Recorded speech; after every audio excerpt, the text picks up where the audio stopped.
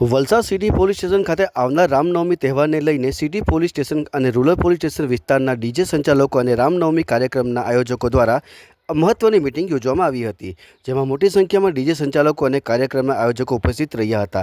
DYSP Shri એ.કે. વર્માની આગેવાનીમાં યોજાયેલા આ મિટિંગમાં જરૂરી એવા સૂચનો કરાયા હતા અને તમામ સંચાલકોને સાયલેન્ટ ઝોન સહિત જ્યાં ડીજે બંધ કરવું અને અવાજ ધીમો કરવો હોય એ અંગે માર્ગદર્શન પૂરું પાડવામાં આવ્યું હતું। સાથે તમામ આયોજકોને પણ જરૂરી એવા માર્ગદર્શન આપવામાં આવ્યા હતા। સમગ્ર બાબતે ડીવાયએસપી શ્રી એ.કે. વર્મા દ્વારા માહિતી આપવામાં આવી હતી।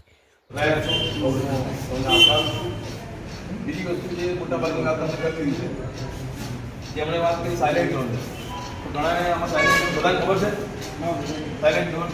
તો ગઈ વખતે ગયા વર્ષે મને યાદ છે કે એક જગ્યાએ કોઈ જગ્યાવાળાએ ગફલત કરી હતી। આ જે સાયલેન્ટ ઝોન છે જ્યાં દવાખાનું છે, દવાખાનામાં પણ બીજે ચાલુ રાખે।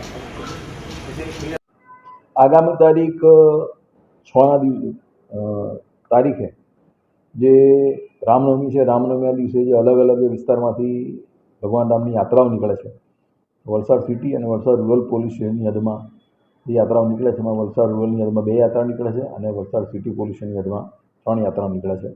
આ યાત્રાઓ અલગ અલગ સમયે નીકળે છે અને આ યાત્રાઓમાં આયોજકોની અગાઉ મિટિંગ થઈ ગઈ છે અને શાંતિ સમિતિમાં મિટિંગ થઈ ગઈ છે, પરંતુ જે ડીજે સંચાલકો છે એમની મિટિંગ બાકી જે આજે લેવામાં આવેલી। ડીજે સંચાલકોને આ બધી સૂચના આપવામાં આવેલી છે કે જે સાંકડા રોડ છે, સાંકડા રોડ ઉપર ખાસ કરીને ડીજેની હાઇટ એટલી ના રાખે જેથી ઉપર વાયરને ટચ થઈ જાય અને એ બાબતે ખાસ સૂચના આપવામાં આવેલી હતી। અને બીજું કે કોઈપણ પ્રકારના વલ્ગર ગાયનો કે અન્ય કોઈ ધર્મની લાગણી દુભાય એવા ગાયનો નહીં વગાડવાની સૂચના આપવામાં આવેલ છે એ લોકોને।